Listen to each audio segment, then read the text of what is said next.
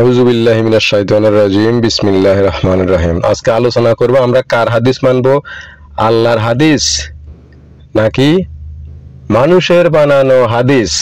দেখব আল্লাহর হাদিস এবং মানুষের বানানো হাদিসের মধ্যে পার্থক্যটা কি।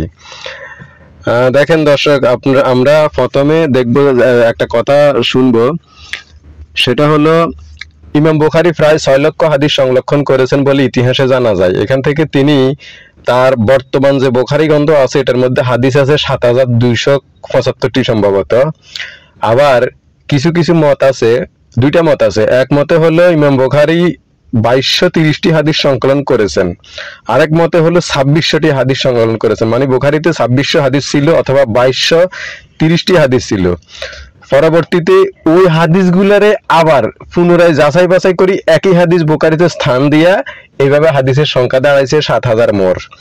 টোটাল হাদিস 2 থেকে 2500 বলে জানা যায়। তো এখন দেখেন 6000 থেকে মাত্র 2000 হাদিস, প্রায় 98% হাদিস, 98% হাদিস বুখারী নিজে বাদ দিয়ে দিলেন।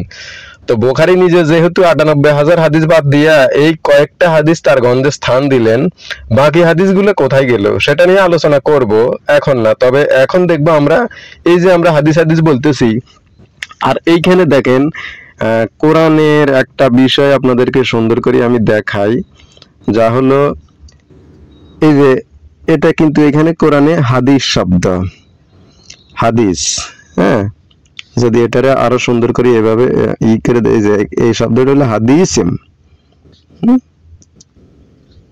হাদিসিম, হাদিস, এই যে এই শব্দটা। তো এইটা কেন বাইর করলাম দেখেন, আরবি আমি পড়তে পারি, আপনারাও পড়তে অনেকে পারেন, তবে আরবি পড়তে গেলে আবার এখানে যে সময়টা বাছাই করা হয় এটা সে বেশি সময় লাগে যায়। যাই হোক, যেটা আমার জানার দরকার হয়েছিল, এই যে এইখানে গোলাপি রঙের যেই বাটার শুরু এই শেষ পর্যন্ত হায়ের উপরে এই যে হাদিসিম এই শব্দটা, মানে এই যে হাদিসিম এই শব্দটা হইল মূল গুরুত্বপূর্ণ। এই এখানে হাদিস শব্দটা আছে। তো এখানে কি নাই, আমরা এখানে দেখি অনুবাদে, অনুবাদে কি আছে, এগুলো আল্লাহর আয়াত, আমি তা যথাযথভাবে তোমার কাছে তেলাওয়াত করছি, অতএব তারা আল্লাহ ও তার আয়াতের পর আর কোন কথাই বিশ্বাস করবে। দেখেন এই যে এই জায়গাটার মধ্যে এখানে কথা দিয়া দিছে, এখানে হাদিসটা দেয় নাই। মানে অনুবাদটা ছিল কি, অনুবাদটা হয়তো এরকম, তাহলে আমরা সহজে বুঝতে পারতাম, এগুলো আল্লাহর আয়াত, আমি তা যথাযথভাবে তোমার কাছে তেলাওয়াত করেছি, অতএব তারা আল্লাহ ও তার আয়াতের পর আর কোন হাদিসে বিশ্বাস করবে। সেখানে অনুবাদটা খুব টেকনিক্যালি বুদ্ধিমত্তার সাথে ওনারা এই কাজগুলো করে থাকেন, এটা দেখি আমরা মুগ্ধ। কারণ 2 নম্বরিতে বাংলাদেশ কত স্থানে আছে সেটা বলার অপেক্ষায় রাখে না, দা ফার্স্ট। তো এখানে খুব সুন্দর করে টেকনিকে কোন কথায়, কথা আর হাদিস আমরা জানি একই, আরবিতে কথাকেই হাদিস বলা হয়। তো আল্লাহ এখানে এটাই বলতেছে যে এগুলো আল্লাহর আয়াত, আল্লাহর আয়াত, আমি তা যথাযথভাবে তোমার কাছে তেলাওয়াত করছি, রাসূলের কাছে তেলাওয়াত করছে আল্লাহ, অতএব তারা অনুসারীরা, পৃথিবীর নাসেরা, মানুষেরা আল্লাহ ও তার আয়াতের, অর্থাৎ আয়াত মানে আমরা অনেক কিছুই বুঝি, সেটা নিদর্শন, কোরআন, যাই যে যেমনি বুঝি, মূল রুট ওয়ার্ড একই। ফর, আয়াতের ফর মানে এগুলা ছাড়া আর কোন হাদিসে বিশ্বাস করবে।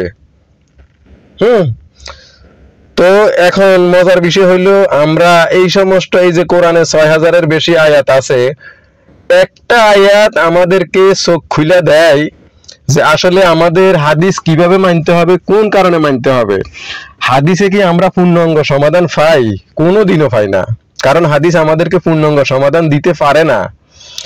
যদি এই হাদিসগুলো আমাদেরকে পূর্ণাঙ্গ সমাধান দিতে পারে, তাহলে দেখেন কোন বিষয়টা হাদিস থেকে আপনি পূর্ণাঙ্গ সমাধান পাইবেন, কোরআন ছাড়া পাইবেন না। বিশেষ করে নামাজের কথা বলেন, এই যে নামাজ নিয়ে যে এত গোজামিল, এত প্রবলেম, এত সমস্যা, মূল কথা হইলো ওটা নামাজ না, ওটার কথা আল্লাহ বলেন নাই, আল্লাহ বলছে সালাতের কথা। আমরা যখন সালাতে চলে আমো তখন দেখবেন পৃথিবীর সব নাস এবং মুত্তাকিরা একই বা বিশ্বাসীরা একই কাজ করতেছে। যখন আমরা হাদিসে চলে যাবো তখন দেখবেন ভিন্ন ভিন্ন মতবাদ।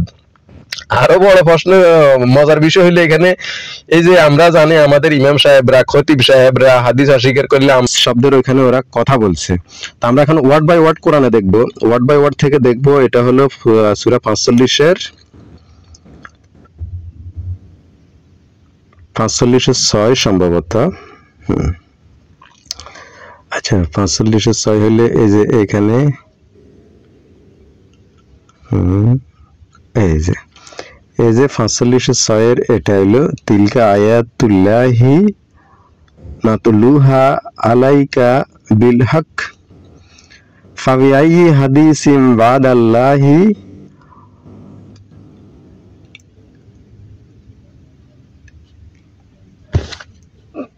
তো এই আয়াতের আমার মূল ওয়ার্ড নেওয়া হলো এই যে এটা কথার উপর। তো এখানে দেখেন হাদিসিম বা হাদিস, এটা রুট ওয়ার্ড হলো এই যে হাদিস,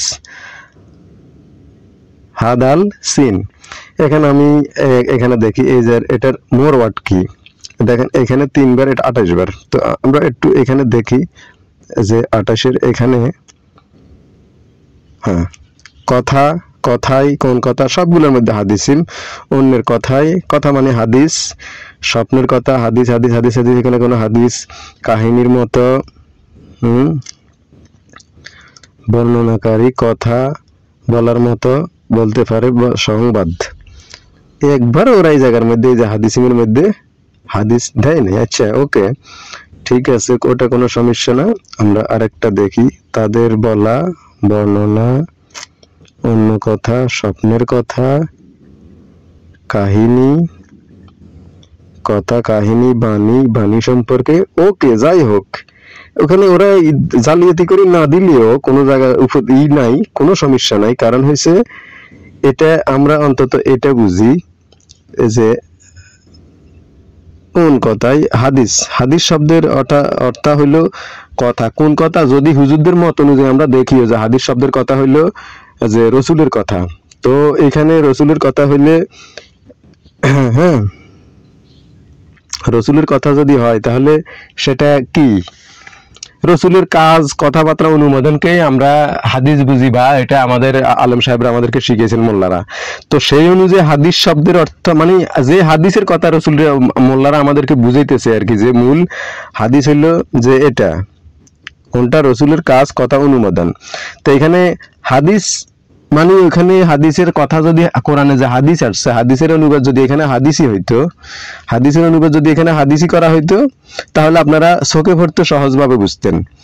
কিন্তু ঘটনা একটু ওনারা একটু টেকনিক করে এই জিনিসগুলা করে যাতে আমাদের চোখে না পড়ে। তো এই যে এখন মূল বার্তা কি, মূল বার্তা হইলো কোরআনে আমরা দেখলাম যে